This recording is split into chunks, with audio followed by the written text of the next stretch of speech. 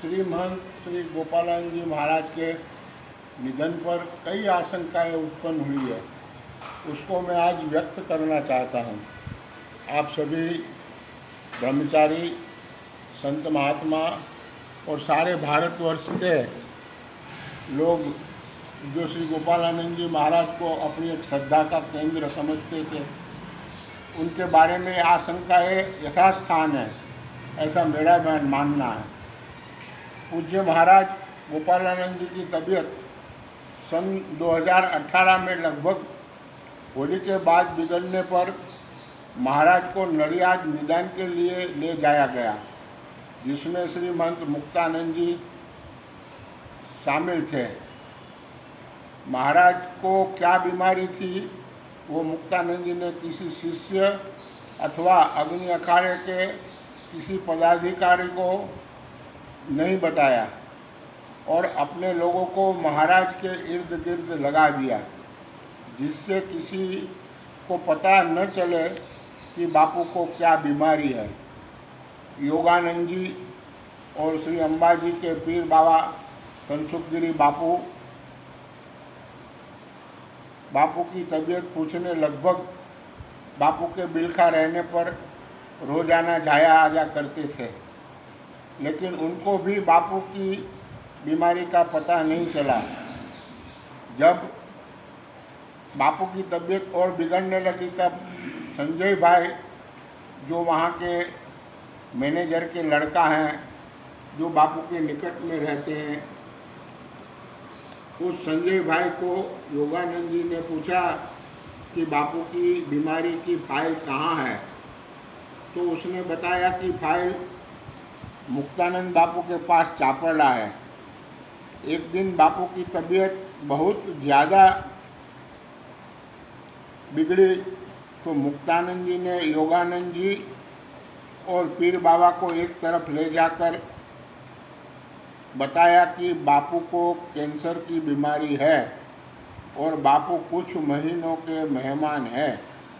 योगानंद जी ने बापू को बीमारी और फाइल के बारे में पूछा तो श्री गोपालानंद जी बापू ने बताया कि रुद्रानंद आता है, उसको बोलो कि फाइल देखे। क्यों कि रुद्रानंद जी इन दवाइयों के और वैद्य को जानकार हैं। उसी दिन रुद्रानंद जी ने संजय भाई के पास से फाइल को देखी और मुक्तानंद के द्वारा लाए डॉक्टर किरण मोड़ से रुद्रानंद जी की चर्चा हुई, लेकिन डॉक्टर किरण ने कोई जवाब नहीं दिया। जबकि कैलाशानंद जी, पीर जी और मुक्तानंद जी बिलखा में एक साथ इकट्ठे हुए, तब रुद्रानंद जी ने कहा था कि महाराज की बीमारी की मेरे पास दवाई है, लेकिन किसी ने हकारात्मक जवाब नहीं दिया। गरीब से गरीब आदमी भी अपने स्वजन की बीमारी को ठीक करने का हर संभव प्रयास करता है, परंतु यहाँ पर मुक्तानंद जी की टीम ने औपचारिकता निभाने का भी प्रयास नहीं किया।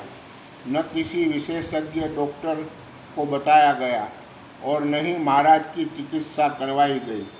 अगर किसी डॉक्टर की चिकित्सा करवाई होती तो मुक्तानंद जी और उसकी टीम को करवाई हो तो मुक्तानंद जी और उसकी टीम को मेरा खुला चैलेंज है।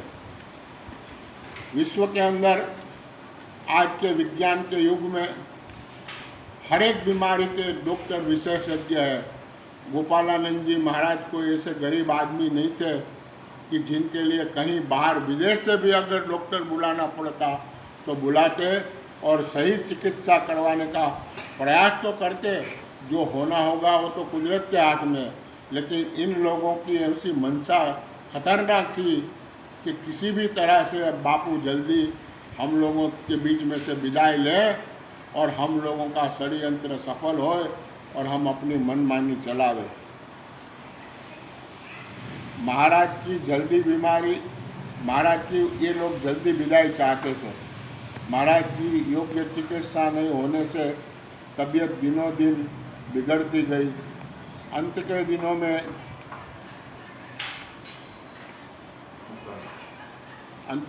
में जब तबीयत ज़्यादा बिगड़ी तब मुक्तानंद ने अग्नि अखाड़े के अपने चाटुकारों को इकट्ठा कर लिया। महाराज की आवाज़ बंद हो गई थी, जब तक सिर्फ इशारों से ही बात कर सकते थे।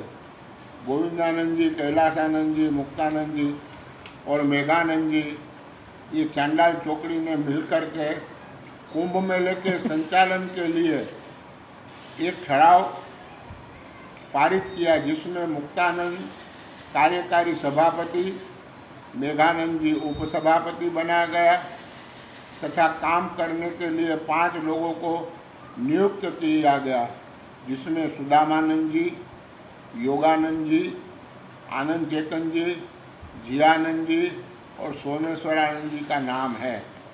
महाराज की मृत्युशैया पर अपने अंतिम श्वास गिन रहे थे और ये दुष्ट अपनी ताजपोशी का जश्न मनाकर मिठाइयाँ बांट रहे थे।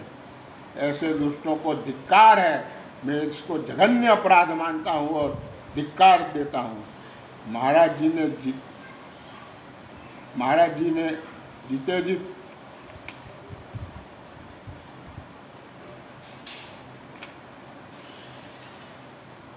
जीते जी बिलनाथ के प्रोग्राम में जब मुक्तानंद ने अपनी कूटनीति से सभापति बनने की कोशिश की, तब महाराज ने सबको डांट फटकार लगाकर बोला कि हमारे बाद महामंत्री गोविंदानंद इस राज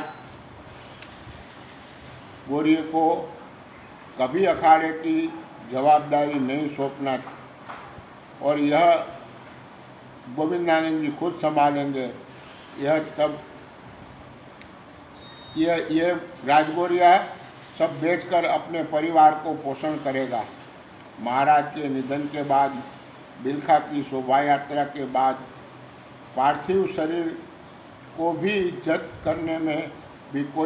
बेइज्जत करने में भी कोई कसर इन लोगों ने नहीं छोड़ी और पार्थिव देह को बोलेरो गाड़ी में पीछे एक सामान की तरह लाद करके धोया गया और जूनागढ़ पहुंचाया गया। कैलासानंद, मुक्तानंद और मेघानंद अपनी मीटिंगों में व्यस्त थे और महाराज का पार्थिव देह ऐसे ही घूमता रहा। महाराज की श्रद्धांजलि सभा में स्टेज पर मुख्यमंत्री के साथ जिन लोगों का महाराज से कोई संबंध नहीं था, कुछ लेना देना नहीं था, महाराज जी की श्रद्धांजलि सभा में मुख्यमंत्री के साथ स्टेज पर जिन लोगों का बापू के साथ कोई लेना देना नहीं, ऐसे आर्गी मार्गी बिहार संतों को बिठा करके और जो शिष्य गोपालानंद जी के मुंडित थे और अखाड़े के पदाधिकारी थे, उनको सबको नीचे बिठा करके भी उस टाइम पर भी अखाड़े का और सब ब्रह्मचारियों का अपमान किया गया। ये मुक्तानंद अपने आप में महाराज को जल्दी से, ये चंडाल चौकड़ी महाराज जल्दी से निपट जाएं और हम लोग ये सब हावी हो जाएं, इसी मंशा से आज तक जो कुछ होता रहा है वो हो रहा है। और अभी आगे ये तो हमने महाराज जी और मुक्तानंद अगर इतना ही महाराज को मानता है कि वो मेरे श्रद्धेय हैं, मैं इनको भगवान की तरह मानता हूँ, तो जिस आदमी ने महाराज के निधन पर उनके पीछे अपने बार तक नहीं उतरवाए और न अपने जटा और दाढ़ी को दान कर सका, उस आदमी वो क्या अखाड़े को दान करेगा, वो क्या समाज को पैसा वापरेगा? वो तो अखाड़े की महाराज की संपत्ति पे हावी होकर के महाराज की संपत्ति से सबको इधर उधर लड़ा रहा है और बाज रहा है। जनता को इनका असली चेहरा समझना चाहिए। इनके चेहरे के बारे में अभी तो हर समय, हर 8 दिन पर एक एक बात मैं आप लोगों से शेयर करता रहूँगा और आप मेरी बातों को गौर से सुनिएगा। इस दुष्ट को इस पृथ्वी पर रहने का कोई अधिकार नहीं है। जब तक इसका शरीर इस पृथ्वी पर है तब तक हमारे आत्मा को शांति नहीं है और हमको कोई चैन नहीं है। इन दुष्टों का जल्दी से नाश हो, ऐसी माँ गायत्री के चरणों में प्रार्थना करता हूँ और सबको ओम नमो नारायण कहता हूँ।